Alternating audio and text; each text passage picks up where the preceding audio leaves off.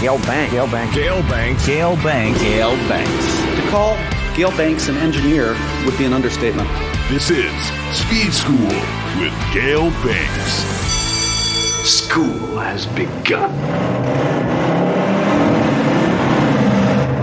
Welcome to another great episode of the Speed School podcast. I'm really excited about this one because we're talking to one of my new friends, Scott Birdsall. Scott is the owner and lead fabricator at Chuckles Garage in Santa Rosa, California. His shop specializes in custom chassis, suspension, restoration, custom mounts, and sheet metal fabrication. But the reason we're talking to Scott today is because he's headed to Pikes Peak with 2 diesels. Hey, Scott, welcome to the show. Oh, hey, what's up, Gale? Prices, actually, everything is up. Right? Yeah, tell me about it. Yeah. I just filled up my diesel Cayenne yesterday, and it was $166. Wait a minute. Did you say $166? Yeah, I've got a diesel Porsche Cayenne, and it cost me $166 to fill it. How much a gallon do you guys? My God. It's $6.89 here. Oh, okay. That's a little richer than here. Yeah, it's pretty terrible.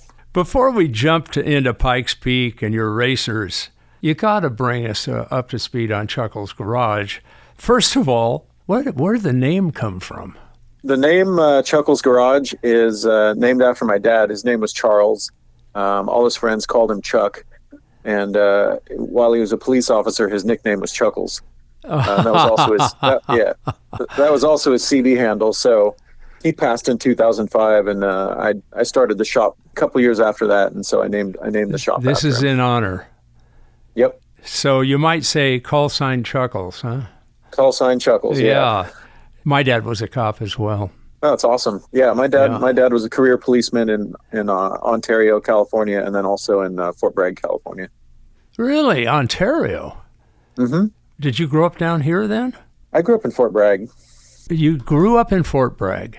Your dad was a policeman down here in Ontario, which is a cool place. And in Fort Bragg, yeah. Oh, and in Fort Bragg.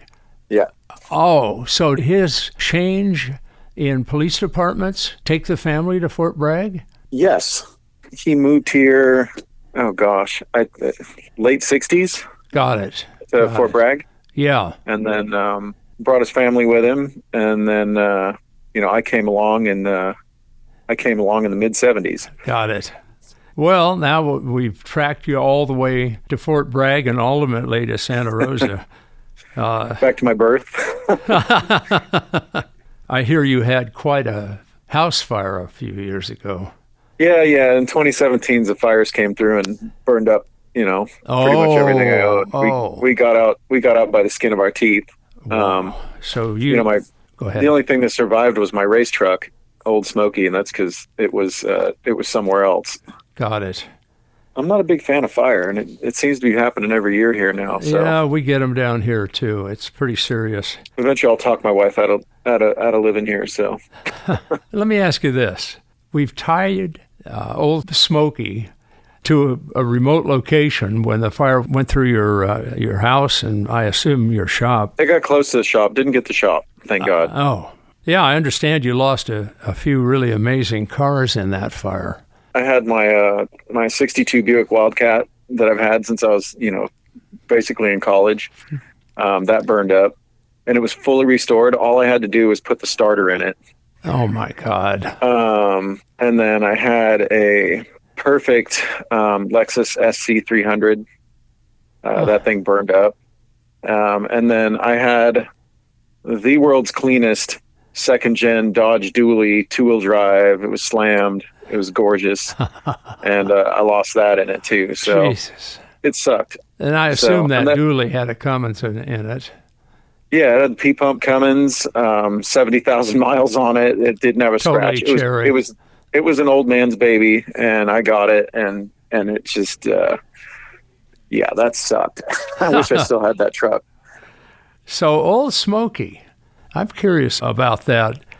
Can you give us a backstory on that 49 Ford? It's an F100, right? Yeah, 49 Ford F1. It's the precursor to the F100. So. But the birth of the F series was the F1. Got it. I bought that truck on Craigslist for $225. It's just a junky old truck, and I brought it to the shop and power washed it and pushed it over into the corner because I was just gonna buy the thing and flip it. I figured I can get a couple grand for it. Yeah. It's a really solid truck. I keep looking at it every day, driving by it, and it started to grow on me. So I figured, let's pull it inside the shop, and we'll throw this extra 12 valve Cummins I have in it, and we'll make a like useful little shop truck out of it, right? Yeah. Well, we did that, put the Cummins in it, and then swapped out the front end to an IFS and put bigger brakes on it, and then it turned into a bigger turbo, and then bigger turbo turned into compound turbos, and then compound turbos turned into bigger compound turbos. Still the 12 valve? And then so it was it actually had compounds with a Roots supercharger for its version 1. Was the Roots first or second in line? The Roots was first, and it had a bypass, so it completely then you deleted itself. Blew into a turbo or a pair of turbos or something like that, I take it. Yeah, I blew into the front of the atmospheric to get it lit. Yeah, because those things, I did them for the Navy, oh my God, 20 years ago or so. And see if this is the same. Pair of turbos on a V8 diesel. And the Roots just popped it up on plane. It was a boat engine. So a pair of these engines in about a 42-foot boat. Popped it right up on plane without the bypass. It wanted to suck through. The blower became a metering pump. So I'm working on one right now where I hope the blower goes along with the gag and it's there constantly, so to speak. So that compound is happening everywhere. Yeah, so that's why I got rid of it, because it became a restriction. Yeah. And it was really helpful in the initial getting it up on spool, Mm-hmm. Yeah, I just didn't need it. I think I'm going to try to run like a super turbo setup on this LMP, because my friend Pat has a EcoDiesel Trans Am TA2 car, and it's super turbo and it works really good. Mm-hmm. I think he's making like 700 horse in that thing too. So now you say Trans Am? Yeah, it's a TA2 car. So is this a NASA thing? No, it's just kind of I want to build a wild race car thing. It doesn't really fit anything. Well, you can run NASA Unlimited. Yeah, he built it for Pike's Peak last year. Oh, I got it. So it has nothing to do with conventional road racing. I got that. Yeah, he ended up not running it. So we're having all kinds of supply issues on this LMP car to get parts and et cetera. And then what an awesome friend. He basically said, here's my race car. Take whatever you need off it. Huh. So that's cool. Can I ask you, before we get to the LMP car, a little bit more about Old Smokey? Oh yeah, we got sidetracked. Squirrel. Well, yeah, I know. So I see a lot of squirrels during the day. Oh gosh, I didn't have ADD until I owned 15 cars, and now I don't know what to do with myself anymore. Yeah, which one's first? Which one's last? What'd you say, honey? You want me to do what? Sorry, I was thinking about turbos. Yeah. What does the truck weigh as you raced it? Old Smokey weighs 4,200 pounds as raced. Got it. Now that the turbos are in the back, along with the water-to-air intercooler and the tank and everything, it has a perfect 50-50 weight split. Oh, that's always a dream come true. It really is. Yeah. Like, this truck handled its road holding was good, but its overall handling was terrifying. Yeah. Yeah. So, if you hesitated a little bit with the old weight distribution when the turbos and everything were up front, it would push really bad. So you had to be full commitment, and if you went into a corner half-ass, you were gonna either had to lift completely and then get back in it, or you just slide off the corner. Yeah. A lot of people don't know what that means at Pike's Peak, and there are varying degrees of slide off the corner. Mike Ryan in the Size Matters Freightliner, he's slid off into some guardrail. Now there's I've seen the footage of that. It's hard to find guardrail on that race course. So but he his found crash was best case scenario. Absolutely. Because he has taken the truck off the edge. So you went to a transaxle in Old Smokey, right?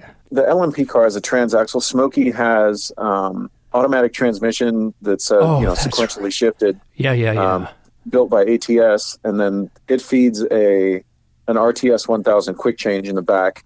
But it's a heavily modified subframe using all Stida components from an S550 Mustang. That makes sense. I just shot a Top Gear episode with it, and we took it out to Streets of Willow. Even on their drift track, the thing was it was planted, and it was 100 times more manageable and predictable than the old live axle setup was. Love it. So it's more of a weapon than it was when I set the Pikes Peak diesel record in it. So hopefully Aaron Kaufman is driving it this year. So he's getting a much better truck than I had. So yeah, sounds like it. Best case scenario is go up there and he can break the record, and then I can come back and back it up with another record break of the same record. Yeah, and hopefully on the truck front. Yes. Hopefully we're there as well. Yeah. So are you going this year or next year? Next year. Okay. Yeah. That'll be fun. Yeah. I mean, it's just one of those years where business has been very strong, although that's about to change due to a pending recession. This would be my 9th one. No, check that. Yeah, we all know it's coming. Oh, yeah. I know exactly how it feels. To my way of thinking, this is just an old guy talking to a young guy, you being the young guy.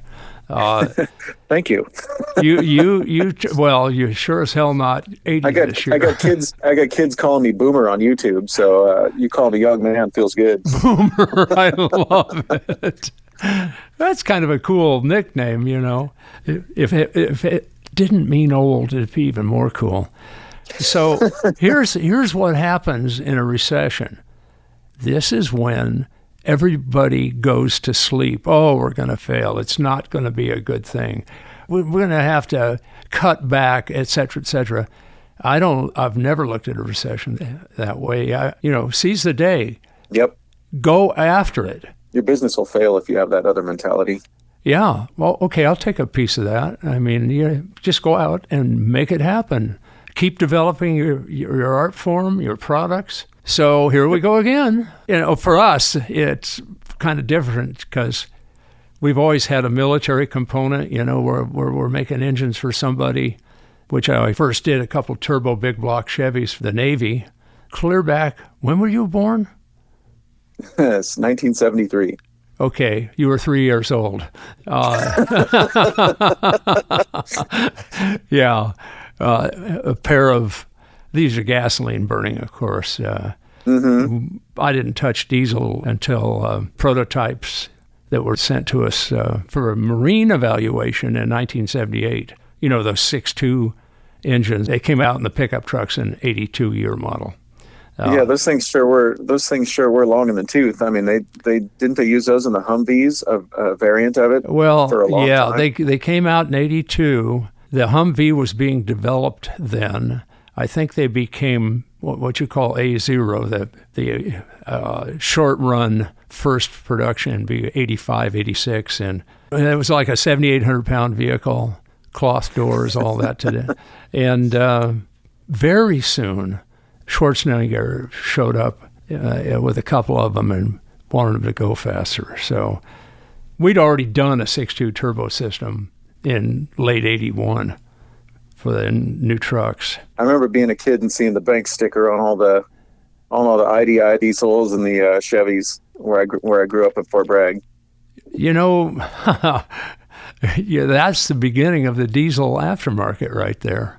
Mm-hmm. We were alone for like 8 or 10 years. And then I took the product to SEMA, and that undid me right there. But, it created a whole lot of competitors. And, boy, that keeps you on your toes. Mm-hmm. Yeah. Yeah, I feel that way about Pikes Peak this year. Yeah. When I setting the record in 2020 really brought a light to it. Now everybody's trying to, there's like 4 different competitors up there this year gunning for the diesel record. With diesel, and your record is 1124 and change. Yeah, 1124,065. Yeah. And the truck was in limp mode, limited to 250 horsepower from Devil's Playground to the top. You know what?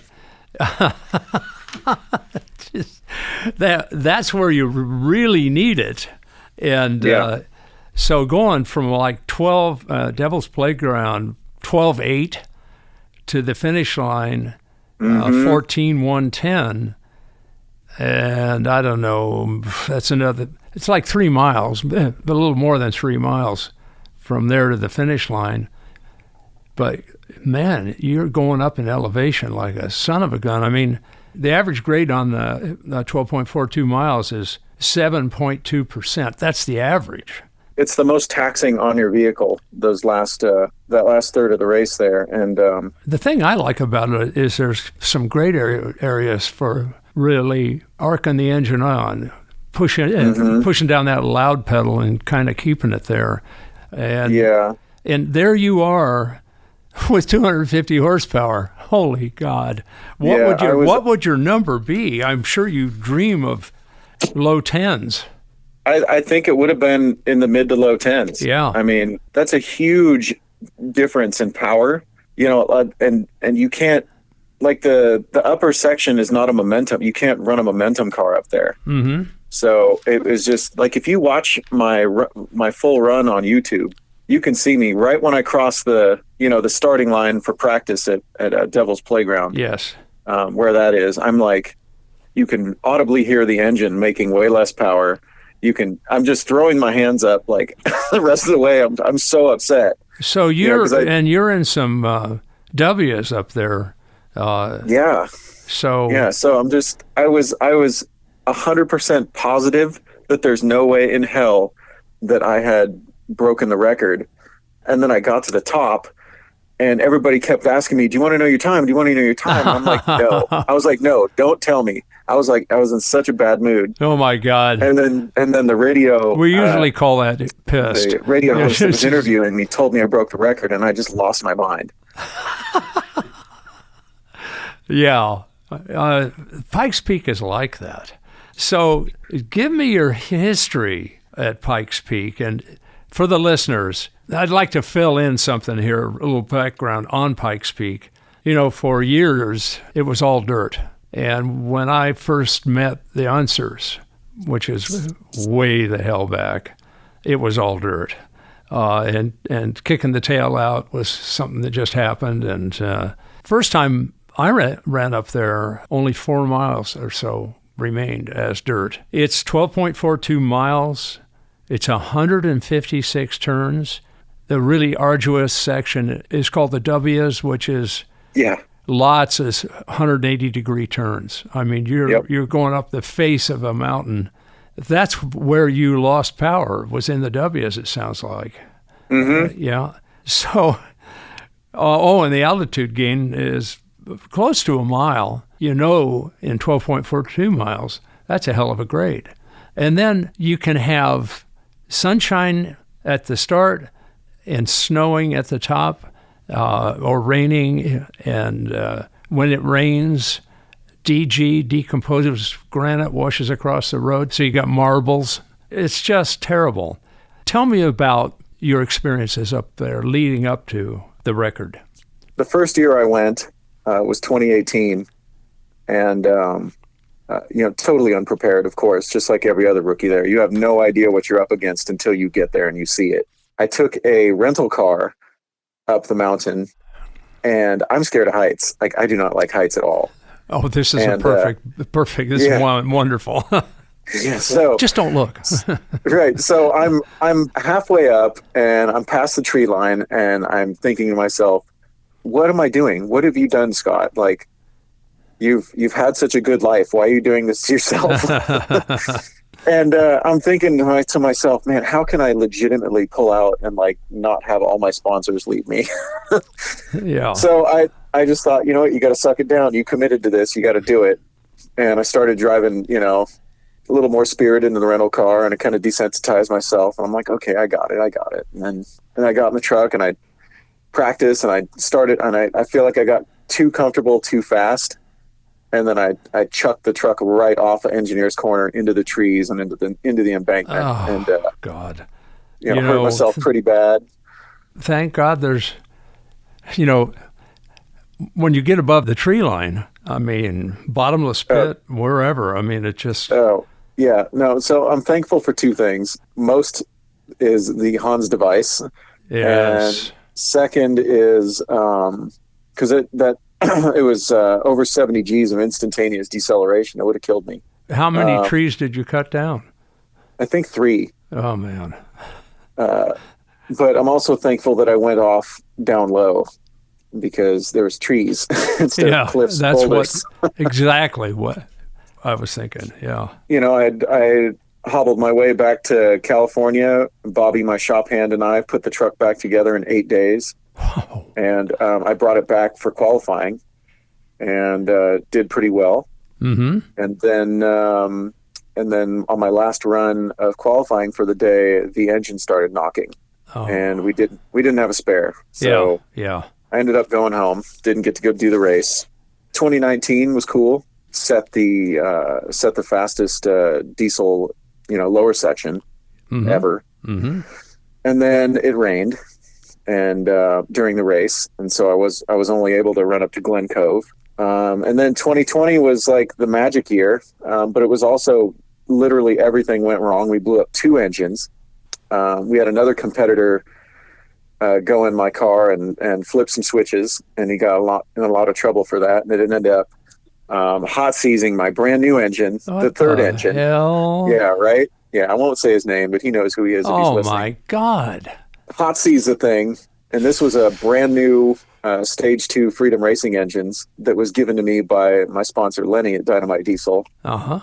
So I'm like beside myself. In my mind, I'm already going home again.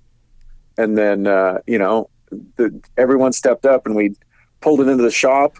The thing cooled down and it started again miraculously. And it ran perfect and had no blow-by. So we went to race day and we sent it and, set the record. I mean, it overheated, but that was it. It still set the record. I'll be damned. That's why it derated. Yeah. And then the funny thing is, you have the parade of champions at the end. I couldn't do that because the truck wouldn't start again.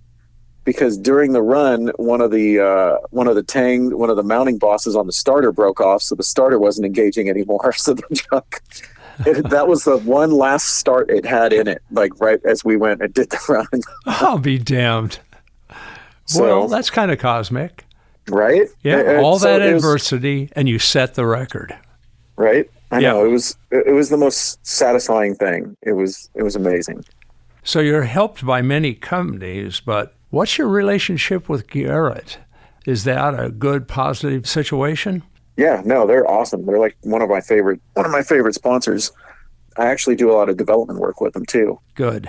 In the diesel space. Yes. Basically, Smokey has been an R&D platform for the last 3 years with Garrett. So we throw stuff on the wall, see if it sticks. If it doesn't, we change it and keep going from there. And there's definitely some product that has had its influence by Old Smokey and what we've done. So high altitude, lots of horsepower, compound.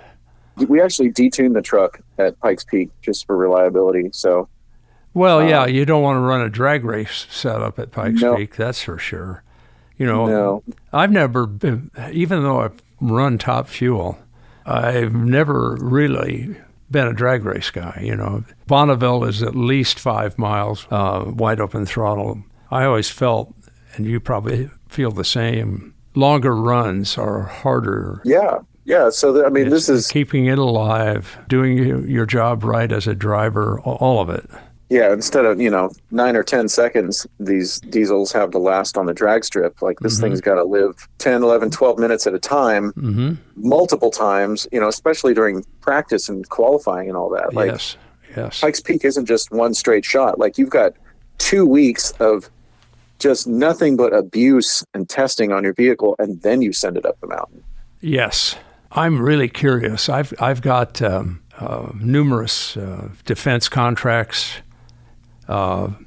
for vehicles, from wheeled vehicles to tracked vehicles to over 60-ton vehicles. And I'm looking for a turbocharger. I thought Garrett had moved their ownership out of the country, but you've just given me some hope. Yeah, I mean, Text me your contacts, please, because this gets down to current defense issues, which have bubbled to the surface real quickly here in the last few months. So, what kind of application is it? Like a high volume, low pressure? No, it's a high volume, high pressure. So I'm looking compounds. for a fairly large machine, which might be your atmospheric turbo on the Cummins. You're running a compound setup. Yeah. So I'm running the Garrett on Smokey. I'm running the Garrett G45 1500. Mm-hmm. So that's an 80 millimeter turbo. I think it's a 102 millimeter turbine. What'd you say the inducer bore was? 80? Yeah. 80 for the compressor. Yeah. And turbine? I think it's a 102. Exducer bore. Yeah. That sounds like I need to make pressure ratio. I wonder what this thing will do for sustained pressure ratio. I have to run a 400-hour NATO test. See, that's the problem. It's the longest ratio I'll ever run, and 85% of it is at full torque or full horsepower. In other words, it's like 40 10-hour dyno cycles with a cold start at the end and a hot soak at the other end. Yeah, it's an absolute torture test. When we did the Cummins, you'll be interested in this. Before there was Cummins Common Rail, there was the Cummins Skunk Works near Columbus, but out of town. It was the old Ole trucking building. And a guy named John Stang, who was a board member, but he ran that place, and we wanted to do something to boost the Cummins stock back then, be very early 80s.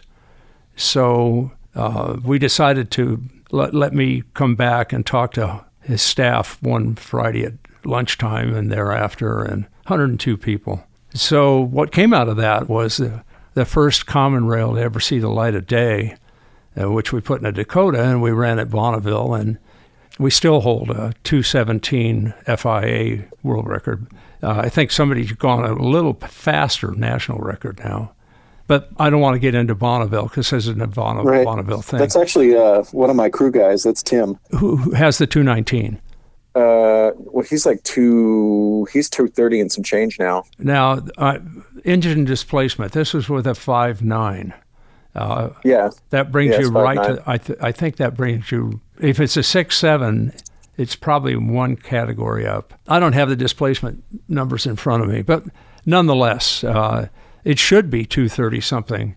We had gone on our ninth run at the salt with the Dakota, which we towed our pit trailer onto the salt with that thing. Right, that's so cool. It was just I remember that whole story. I was following it pretty closely. The real backstory was we had run the Psyclone program for GMC for 2 years, 10 years before, and we had a 204 with a 212 one-way for that gasoline unblown, but charger cooled nonetheless, little V6.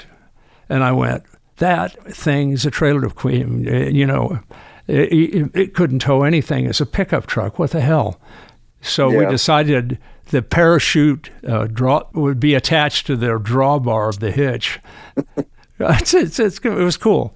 Perfect pull point, too, for the chute. So 222, the return, we lost the diff, the quick change, pushed the pinion out. So that was it. We were done. But the Navy saw that, the press we got on that. They wanted to go to diesel. Department of Defense wanted diesel and no more gasoline on board ships. So they wanted a marine version of that common rail. Mind you, the press we got on that and the fact that it was upcoming common rail, their stock was like $28 at the time. They were really hurting. And the Dodge Cummins wasn't selling very well. So I said, let's do this. They didn't have any money. I had to buy the truck.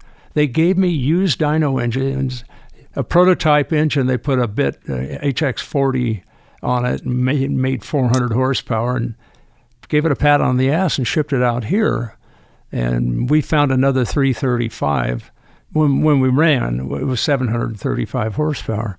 That thing had press before the new trucks came out, and the stock went crazy.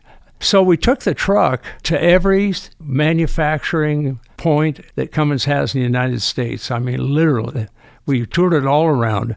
They were so excited at every place we went, including the B engine plant. And younger people started buying Cummins stock. That was a group that didn't want to buy their granddad's stock. And I was one of them. You know, we all rode the wave. I put one kid through college by doing that. But it was really kind of cool that we got to do that. Sometimes the industry needs a little bit of innovation to get a little punch back in. Yeah, you know, we also took it on the Hot Rod Power Tour that year, which was kind of interesting. Yeah, I remember seeing pictures of it in Hot Rod Magazine on the Power Tour. Yeah, along with 3 other diesel trucks, which we were doing that Sidewinder all-terrain series of trucks back then. So Chevy, Ford, Dodge. Wait a minute, we had 5 vehicles on the Power Tour. Diesels? One was my SS 454, little black short bed 90 Chevy with 1,115 horse, 375-inch small block. That's nasty. That was one of my dream trucks in high school. I wanted a 454 SS so bad. One day, when I'm telling you sea stories, I'll make it short. We came up with the big block half-ton short bed for John Rock. He was running GMC. We even did drawings of the engine bay with the twin-turbo 502-inch big block. He wanted to get into sport trucks. You know, basically, Chevy shot us down and took it away from us, and we ended up with the S15, and that's what we took to Bonneville. When the smoke cleared, here's Chevy with this big block 454, naturally aspirated, throttle body injected, 230 horsepower big block Chevy, and a 373 screw with a 3-speed turbo hydro. Yeah. Thing had a top speed about 86 miles an hour. It's just wrong. It still looked damn cool to a 17-year-old in high school. Oh yeah, I know, and it's a good builder. It's a good platform. But we came back with the Psyclone and ran 2 years at Bonneville, set records both years. And then Rick Lee, who was the marketing guy at GMC, who wouldn't let me turbocharge the race truck, but I did seriously charge air cool it. He goes, well, Gale, I think we're going to have to turbocharge the production version. Because the stock engine is not, no. So all-wheel drive, turbo. It went on to be faster than a Testarossa, if I remember correctly. Are you talking about the Psyclone? The Psyclone, yeah. Yeah. I mean, It just killed the Chevy SS 454 or 454. Mm-hmm. I can never get the number and the letters straight. It's either SS 454 or 454 SS. Which is it, Scott? They both work. I think it was 454 SS. Yeah. Anyhow, I now have 2 of them. I sold the engine and went into a trike, if you can imagine that. America. Guy out of Vegas, which we chassis dynoed. Holy shit. That's insane. OSHA. Ooh. If they saw that. Trikes are another level of scary. Oh, never. You use your term, I'll use mine. I think they're just absolutely psycho. With enough horsepower there. But then Leno came over years ago with a big block Chevy motorcycle. What the hell is that? That guy has a turbine-powered motorcycle. Yeah, I helped him with the gearbox problems on that one. Not honest to God. They were using drive shifts with conventional 1/4-inch keys in them and shearing the freaking keys off. Well, Once that turbine makes horsepower, or torque, I should say, holy shit. I can imagine it ramps up like pretty heavy spike. Oh, yeah. We made a marine version of that engine for the Navy, that 5.9. And we went to Cummins, and this is really, really something, because I went to Cummins with the Navy engineering guys, Battelle Institute guys that were managing the money and all of that. And they told us all the weak points in the 5.9, all the concerns, I should say, that they had. Right. Because we're going to... Everything has weak points. We're going to pump up... Even a Cummins. Yeah. We were going to pump up the RPM. We're going to pump up the horsepower, cylinder pressure, all that jive. How do we make it live? Well, we found running... and the Navy wanted a double NATO, not 400, 2 times 400 hours, 800 hours of the NATO profile. About 270 hours in on the first engine, and our calibration was 700 horsepower is what they were looking for, and 1,050 pound-feet. About 270 hours in of this brutal test, we start ripping the deck off the tops of the cylinders. We sawed that engine up, found the stress risers at the top of the water jacket core. Right. I made a little sketch, and the guy is at the foundry in Brazil. They filed the water jacket core, and we got 550 hours, maybe somewhere in there. And then CGI. The guys in Europe were casting blocks with compacted graphite. Like the EcoDiesel. Yes. So they did 50 CGI blocks, tried to machine them, ended up having, let's put it this way, the tool load, machining that stuff, broke the tools, and they were having trouble with it.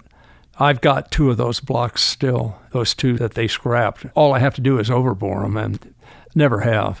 But we went to almost... Those should probably find their way over here. Oh, you 5.9s? Of course, the production engines today are CGI, the Cummins. Uh-huh. That got us to like 700 and I'm going to say 760, 765 hours. And the Navy went, that's good enough. Let's put some engines in boats. So 700 horse, huh? Yeah, a 5.9 for 800 hours or thereabouts. There's your grueling bed. Yeah, that's nasty. Yeah. What were you doing for induction on those? Forced induction? I did the first side draft manifold ever done. Gotcha. We machined the intake ports off. I went, I can't port this thing. So we cut the manifold off the casting. And yeah, you have to. Mind you, they were evolving the castings and the port shapes and all that. They sent me that engine, and first thing I did was that manifold, and with the HX40, the same turbo, we did the manifold. I extrude honed the stock exhaust manifold, and we did the side draft with a 4-inch inlet on it, and ported the head. And we went from 400 horsepower to 535 horsepower. Nothing changed but the fueling. In other words, we were going to 3,800 RPM already. They didn't believe it. I won't mention names at Cummins, but a guy who's still there, all of them are still there. They're guys that led the OLE program. But a combustion engineer said, I just don't believe it. So we made another. we made another setup. Sometimes you got to prove them wrong. I sent them a setup. They bolted it on their own engine, and it repeated. Our dynos matched within 2 horsepower, so that was That's pretty good. Yeah, that was a good thing as well. I just got a brand new dyno. I'm pretty excited about it. Oh man, I am a dyno freak. It's ridiculous. Yeah. It's ridiculous. Well, that's where you get your real data. If you get one with a good inertia brake on it, that's what you want. I stay with water brakes. We just did AVL cell, full emissions equipment, micro soot analysis equipment, which I've had for years, but I've freshened and bought brand new stuff for emissions work. But we're doing hybrid. We manufacture a lot of D-Max-based engines for the JLTV program. We've done about 18,000 of them so far.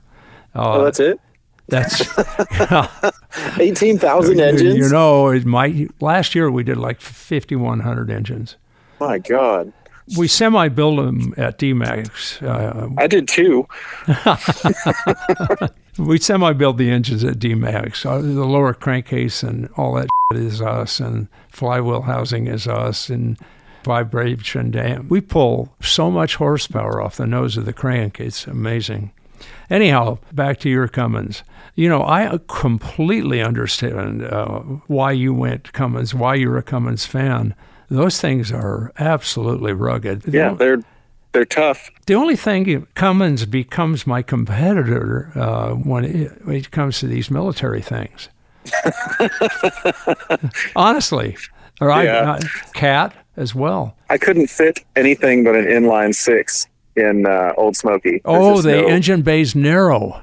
It's tiny. So my foot box is beside the engine. There's 3 cylinders behind the firewall inside the cab. Yeah. And there's 3 cylinders in front of it. With the Dakota, it was only 2 with you. I've been on a panel at SEMA with Aaron Kaufman, and I know he does a lot of cool shit. How'd you land Aaron Kaufman on this? How'd that go down? We're both, we're friends, and we both run Pike's Peak together. He's been running. He ran his Falcon up there, yes. And he's been running the Sierra cars up there lately.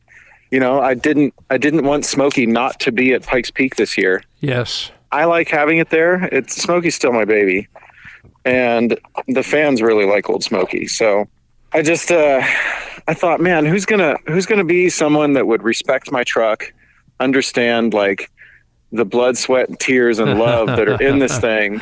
Yeah. And still, be able to drive it at a good clip. And I was, the only person that came into my mind was Aaron. I just called him up and I said, Aaron, what do you think about driving Smokey at Pike's Peak? And he's like, oh God, oh yeah, let's do it. Yeah. So that's where we're at. And so I'm gonna drive that new LMP car that we're doing the last touches on right now. Which that flows us right into it. Right. Yeah. So explain to the listeners what an LMP car is. So an LMP car is a LeMans Prototype.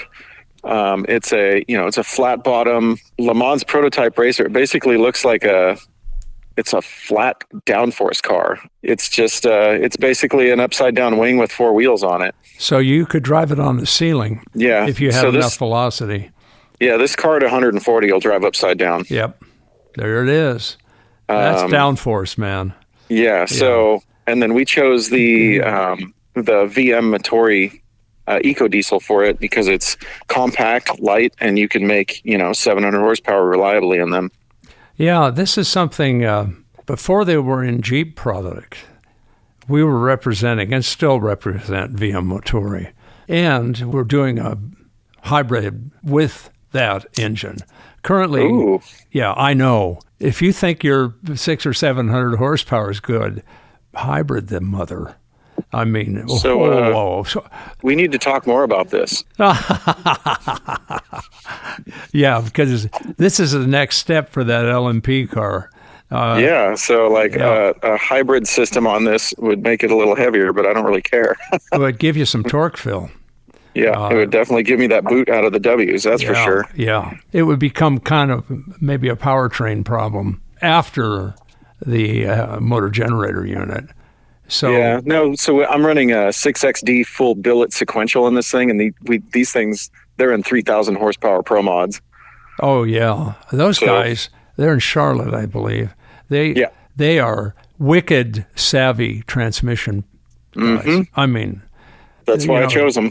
It's not a side business for them. They live transmissions and quick changes. After talking to all people, including guys in England and France, I'm going with those guys on my road race GMC. That's awesome. Yeah. So back in the early 2000s, when we did this deal with Cummins and built that marine engine for the Navy, of course, I wanted, I had no further I could go with Cummins and work with the armed services because there was no place for me. Even though I was the guy finding hundreds of horsepower, There's no step in that. But with General Motors, I get to buy engines directly from the factories, from the engine factories. Started that in 1969 with the big block Chevy facility at Tonawanda, New York, and the small block guys at Flint, Michigan. The guys from Chevy or GM wanted to be in the mix with that Navy thing we were doing. So they represented themselves, basically, got an early production engine. We went to Southwest Research Institute in San Antonio. We all met there, tore down the Cummins, tore down the Chevy D-Max. Everybody involved examined the parts. Well, if you look inside of a Cummins, the stuff is diesel. Yeah, it's beefy. And these guys look inside that V8. If you just lay the con rods on the table, it's like, well, that looks like a big block Chevy con rod in that Duramax. So yeah, it looks like baby hands compared to the Cummins. Exactly. And the kicker, the actual kicker was that we'd already done the 735 horsepower in the racer. They already knew it could be done, and the engine had survived a lot of dyno work to get us there. We didn't know where you could go with the Duramax. GM asked us to consider their Duramax for a marine build, and we did. And of course, the engine was constantly improving. And about mid-2005, 2006... Was that the LBZ at that point? It might have been LLY by that point. LLY? Yeah. By the time we built a racer. So we got a GMC truck from GMC. There wasn't much left when we were done. Out of all of that, I think what was left was the upper part of the cab. We did everything in carbon, which I'll never do this again because you don't want to be with carbon in an engine shop. I mean, no, how much that thing weigh when it's all said and done? 3,300 or something like that. Oh my gosh! So yeah, I'll check that. We haven't weighed it since like 2006 or 7, but we took it to Thunder Hill, and we breezed it at Thunder Hill. Then we refined it, and we went to Buttonwillow for a 3-hour evening enduro starting at 6 p.m. So we had that day to practice with it and qualify. On the course we ran for the enduro, there were 3 vehicles under 2 minutes that broke into the 2-minute category. There was a big block Chevy Can-Am car that ran 157s. There was a SRT-10 Road Race Viper that ran 158s, and our pickup truck, we ran 159s. And that sounds like Smokey's got some competition. You know, the only reason we didn't refine it beyond that point was we recognized there was a new military vehicle on the horizon, and I wanted to, compete with everybody else in the world for the engine business. Yeah, well, sometimes you got to pay the bills and put the fun on the side, Yeah, absolutely. I stopped on my house in Yosemite, which is still not done. All kinds of stuff got on the back burner. But, Jay Leno's shop manager, Bernard Euclid, drove it, and he's not a pro. Of course, most of the NASA road race guys aren't pros. Yeah. But damn close. A lot of them are very close to being full-on pro. So to have a truck, there was 168 vehicles trying to qualify, and we were third with a diesel pickup that had never been raced. So, that's awesome. Yeah, it's good design from the start. I got to tell you this. Smokey's the opposite. Smokey's first iteration was terrible, and then it just kept getting less terrible, and now it's like a competent race vehicle. Got it. We kind of mothballed that truck, which was a Sidewinder Type R. We also built a pro stock drag truck with a Duramax. It did quite well. But we put both of those vehicles in the NHRA museum And the road racer's been driving me nuts. And finally we sucked it out of there. And I had it here at the shop for a while. And BBI Autosport, but Tim and his muggers, he was, I don't know how old, when he first saw a magazine article on that road race truck. And he's been Jones. He wanted to drive it. I remember him coming here, begging to drive that truck. And of course, he's a kid, and I'm going, nah, love you, but not happening. Yeah. So now, but Tim, the truck's at his shop. He's going to do a number of things, but among them that transaxle thing. So that's a dream. That's a dream come true for him. He's got one of my. Well, not fellow. He's a fellow hoonigan, but he's also a head hoonigan. He just did Ken's Porsche for Pikes Peak this year. Yes, pretty amazing. Yeah, but Tim, he's got Pikes Peak chops. I mean, he's been there, done a lot of cool stuff. Totally gets it. And between him and Paul Dallenbach, going to be driving. Paul's very good on the hill. Yeah, Paul's a fast guy for sure. Yeah. Does this make us frenemies, Gale? Actually, it makes us friends. Okay. Since I first went to Bonneville, and the guy, my competition in C-gas coupe was a guy who running a small block Chevy. I burned a valve. He had one. He gave me the TRW exhaust valve I needed. Neither one of us broke the record at C-gas, but I got the trophy for winning the class that year. So that's my favorite thing about Pikes Peak is all the camaraderie. Everybody's down to help. It's funny. The only other diesel competitor I've had for the past few years has been the opposite of that. But I can't believe that's a really low blow to. Yeah. It sounds like a water pump switch. That's a different scenario. He was a completely different competitor for that. But, when it did that, someone reached in and flicked on my emergency sprayers. It was like I figured I'd use them from Devil's Playground and up if I had an overheat issue. Sure. Basically, it would dump all the water injection onto the radiator as well. And in a last ditch effort, it would still give you enough to have water injection, but also spray the radiators down and spray the intercoolers down to cool everything down. Stupid me, I didn't have like an indicator light or anything because it was a last minute thing we just came up with there. Yeah. And so the switch was flipped. I didn't know it. And I went up to, I'm practicing in the lower section, which is a long section. And, 3/4 of the way through it, my engine's at like 270 degrees and everything's boiling down. And it got so hot, it just stopped. And then, we got it back to the pits and looked at it, and my 11-gallon tank was completely empty. So I had no water injection on the engine. And when these things are at full tilt, you got to have something. So melted me down. I'm going to tell you something.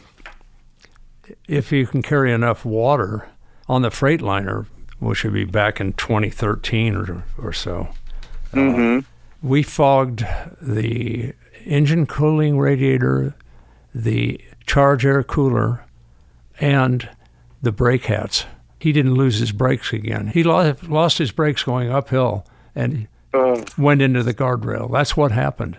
That's scary. Yeah. So we fogged into the hat, and the vapor went through the apertures in the brake rotors. And no brake problem. The air gets so thin. So I talk about air density. And it loses its cooling capacity. Absolutely. You don't have any air mass to reject the...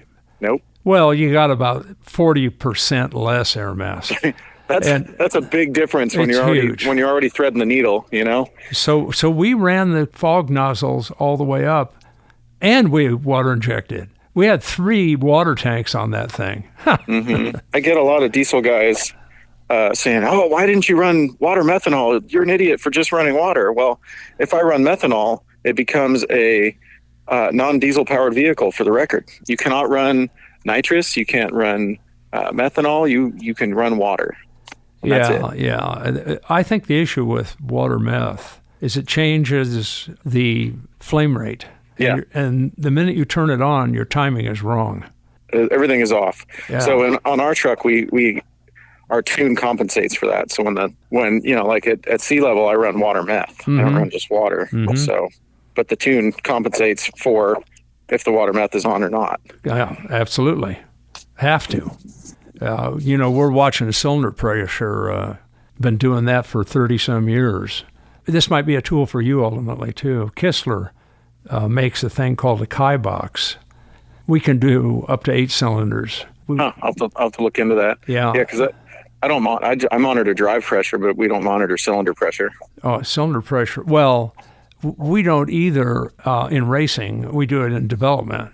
And it helps us refine the calibration. It helps us refine emissions, which we just did for our JLTV engines.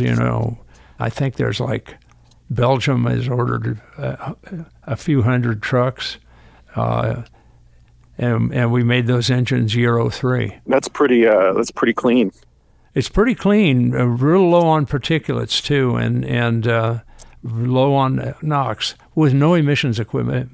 It was hard to do. It's particulates. If we didn't have the combustion analysis that we have, which is, of course, is real time, right. It was hard to do with that. I don't know that we could have done it without that. Running smoke-free is a big challenge. It took us 3 years to figure it out on Smokey. Yeah. But now I get to figure it out again because we moved the turbos to the rear, and so there's a little lag. Well, once it spools up, it's clean. But in between that, because now it's a little laggier than it was before. Well, yeah, it's a density. Charger density has to go from the compressor to the intake valves, and they did that on the P-38s in World War II, the twin boom, twin engine fighter, and the turbo was remote from the engine. Mm-hmm. I was in Blackie's surplus yard over on Alameda in L.A., and I saw the P-38 engines, and then I saw the turbos, which weren't on the engines, and I asked Blackie, I said, what is this? And he says, well, that's a turbocharger. And I said, does it go with those engines? Yeah. So you had throttle lag on that fighter. Coming off a turn is a little bit different scenario. You want it right now. Yeah, I just kind of try to keep the RPM up in the corners, and so it's Garrett turbocharging on the LMP. Isn't there an LMP1 and an LMP2 category? Yeah, so there's LMP1 and LMP2. This is an LMP1 car. Mm-hmm. It's now it is loosely based on the Cadillac LMP1 that ran Le Mans in the early 2000s. Yes. This company, Superlight, basically redid those cars, and I got a hold of one of the Superlight LMP1s. Fantastic.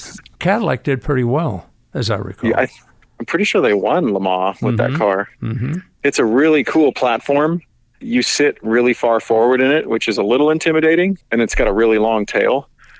So I still don't know how it's going to do in the W's, but we'll see. I think it's going to be so fast in the lower section and after the W's in the upper section that I don't think any of the time I lose in the W's is really going to matter. Are you going to practice at the road racetrack there? Yeah. So we have unlimited access to PPIR during race week. So I'll have a few tests in here before I leave at Sonoma, which is Sonoma is a great. God, I say Sonoma. I said I'd never call it that. I always call it Sears Point. But we'll have a couple tests in there, and that's a really good, tight technical track for testing for Pikes Peak. Got it. Why did you choose the EcoDiesel over other possibilities? Pat, who I talked about earlier, Pat O'Keefe, he owns Safecraft, and then he's also a diesel head like me. Mm-hmm. He's been running those VM Motori EcoDiesels in his trophy truck.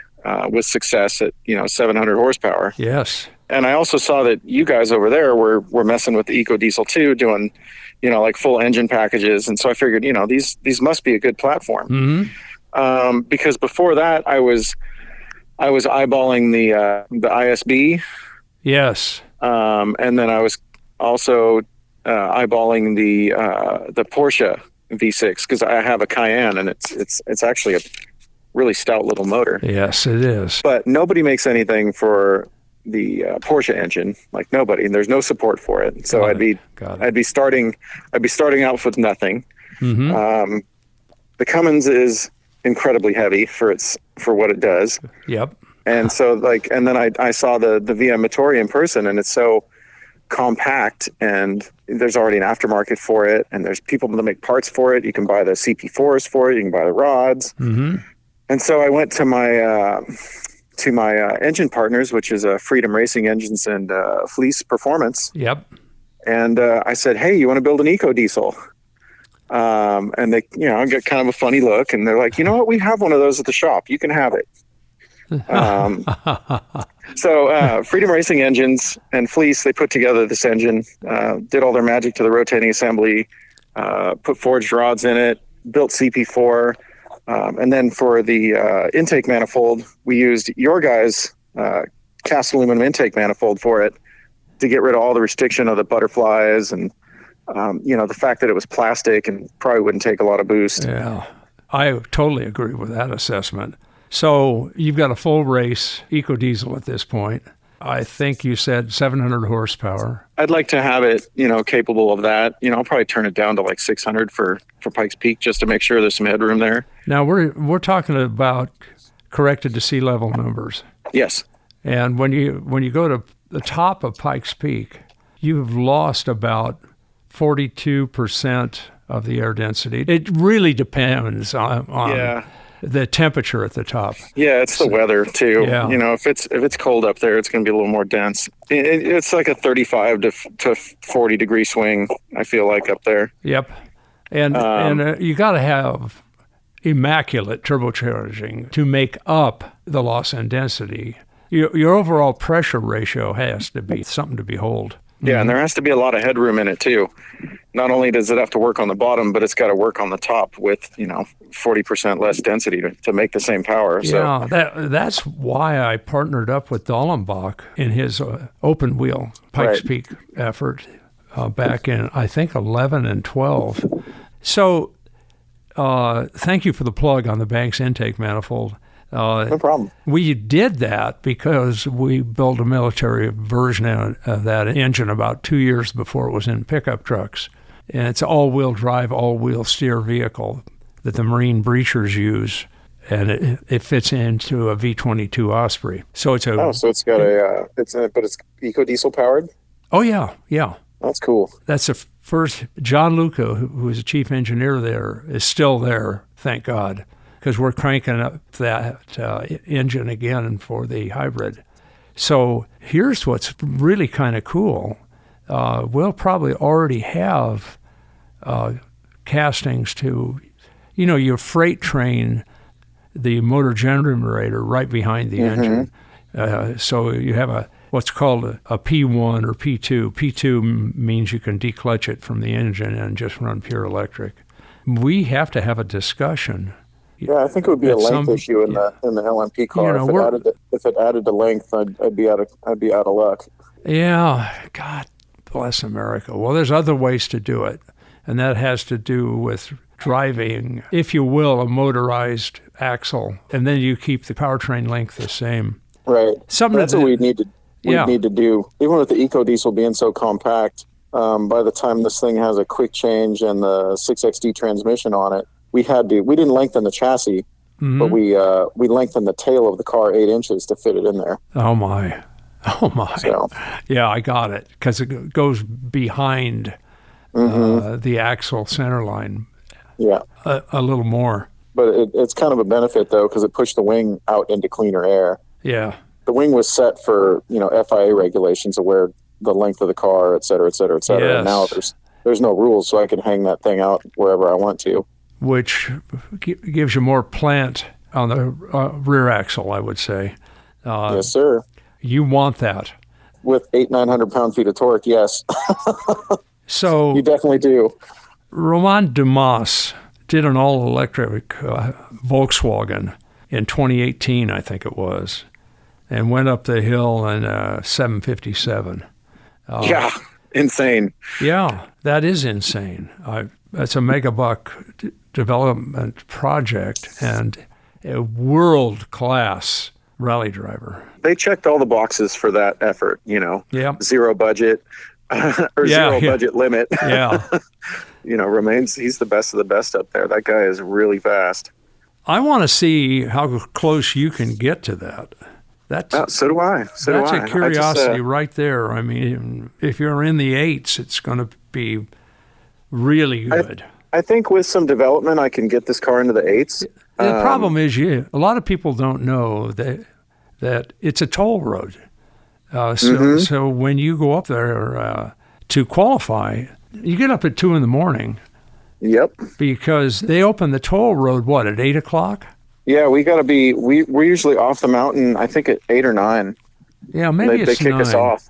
But so we're up, and as soon as the sun starts peeking over the mountain, they hit the air horn, and we're running. And you're running. Yeah, getting to know the mountain is kind of a lifetime task. You just get better. It really is. Yeah. I run this track in my simulator, a few times a week for an hour. Mm-hmm. And then, I get up there and I still get lost once in a while. I'm like, is this corner or is this corner? I totally get it. To people that don't understand Pikes Peak, you're running a toll road, like you said, yep, which is not cleaned. It's got marbles on it. It's got, what are those little marmots? It's got marmots running across it. There's goats. Mm-hmm. You've got 3 different weather systems on the way up. You've got different track temperatures on the way up. You can have, 90-degree asphalt on the bottom and, 25-degree asphalt on the top. Yes. It's bumpy. The lower part's real smooth and fast, and, it lulls you into this sense of, oh, this isn't so bad. And then you get to the middle section, you're like, oh, there's a little more technical. It's starting to get kind of bumpy, and then you get to the top, and it's like you wish you could swap out for a trophy truck, but you're stuck in this thing with 1.5 inches of suspension travel, and you feel like your kidneys are going to come. And you're daylighting. The tires. Yeah, no, I've got several photos from the upper section of Old Smokey with the front tires off the ground. Yeah. Because it doesn't, when the tires are in the air, it doesn't steer worth a damn. No, it doesn't work so good. Yeah.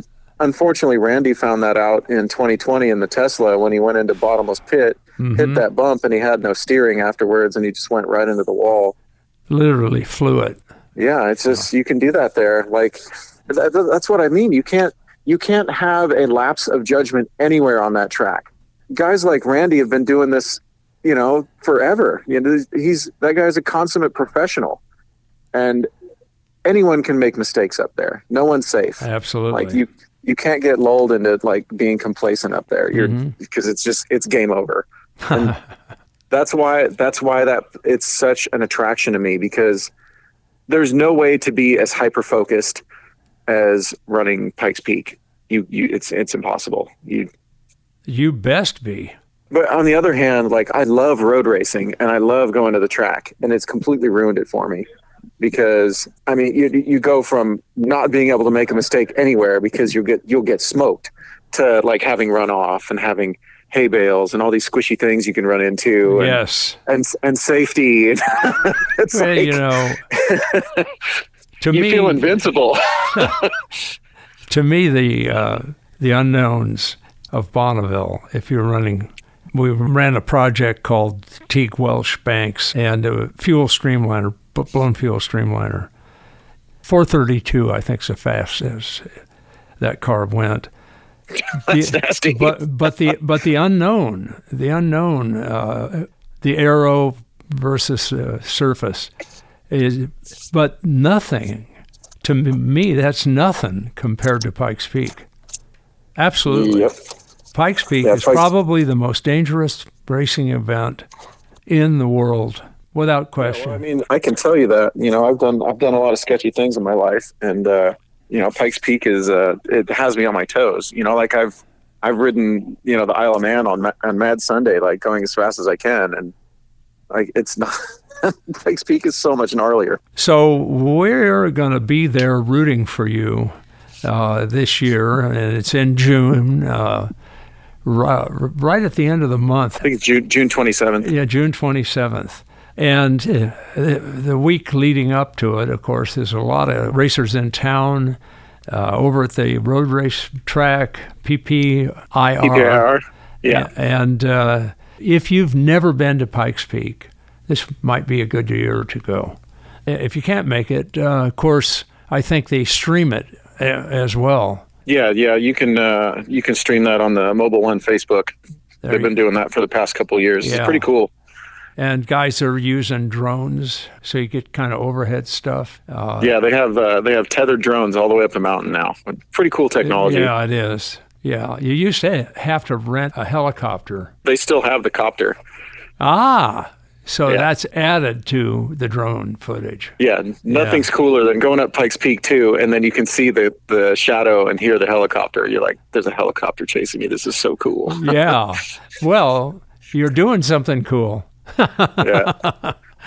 Anyhow, I highly recommend at least streaming it. So, Scott, it's been an education for me talking to you. I have deeply appreciated your time today. You got a business to run, and I'm really pumped. I hope that Kaufman sets a record and you set a record. Yeah, I hope so. Anything that furthers diesel. That's all I care about.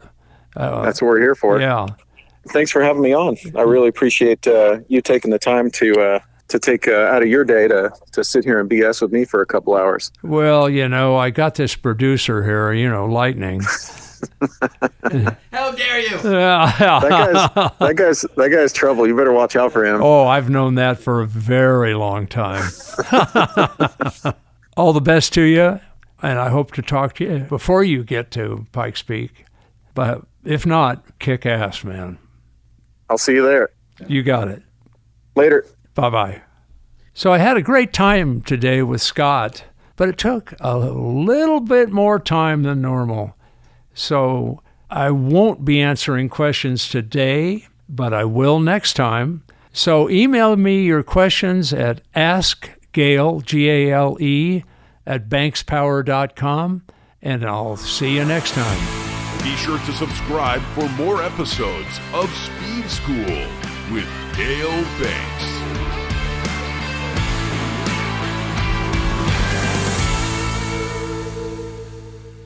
Did you talk over me, Scott? Yeah, I'm gonna. I have terrible timing, so.